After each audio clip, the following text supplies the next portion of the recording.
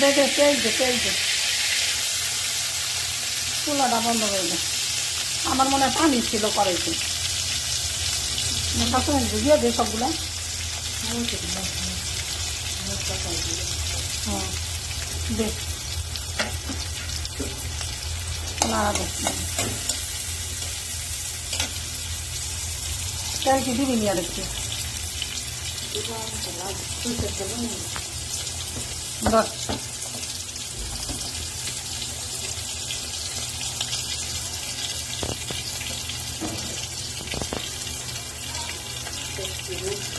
দাঁড়া এখন দিচ্ছি। এই যে আজকে আমি রান্না করবো কি জানি, সরপুঁটি মাছ।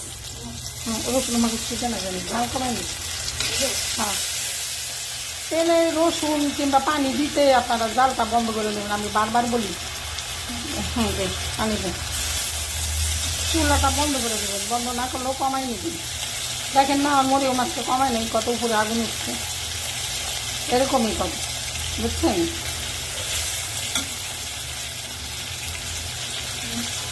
দেখ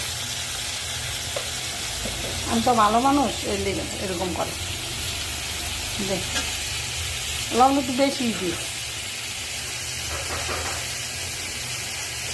হলুদ দে। আমি শুধু রসুন দিয়ে রান্না করি, আমি অন্য কোনো মশলা দিই না, ভালো লাগে না আমার মশলা দিতে।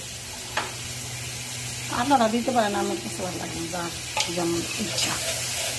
না লবণ দিচ্ছে, একটু পানি দিয়ে কষা, বেড়ে যাবে।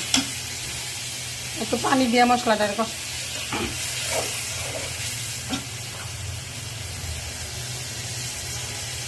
একটু ঠান্ডা লাগলে গেল গলাটা। মশলাটা কষানো ভালো করে কষা, গন্ধ বেরো।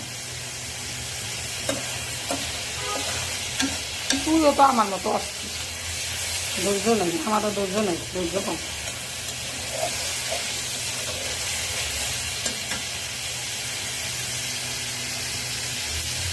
আর দে এত পানি দিয়ে দে।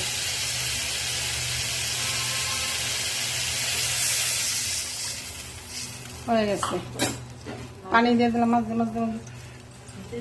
হাসি হয়ে পড়ছে একেবারে, কি যে ভাবছ। দে দে মাছ দে। এটা হচ্ছে সরপুঁটি মাছ, সরপুঁটি।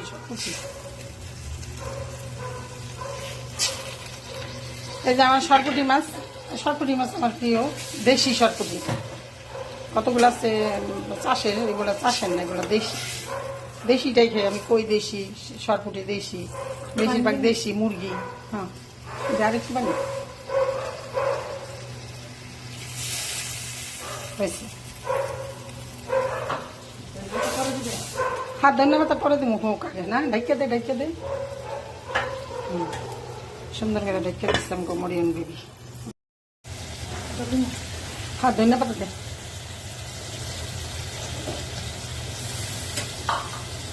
একটু নাড়া দিয়ে দে।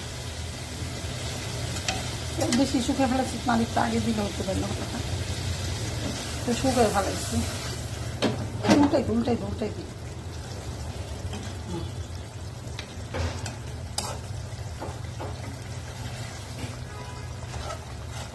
আমার পুঁটি মাছগুলো একবারে তাজা টাটকা। হয়ে গেছে আমার রান্না।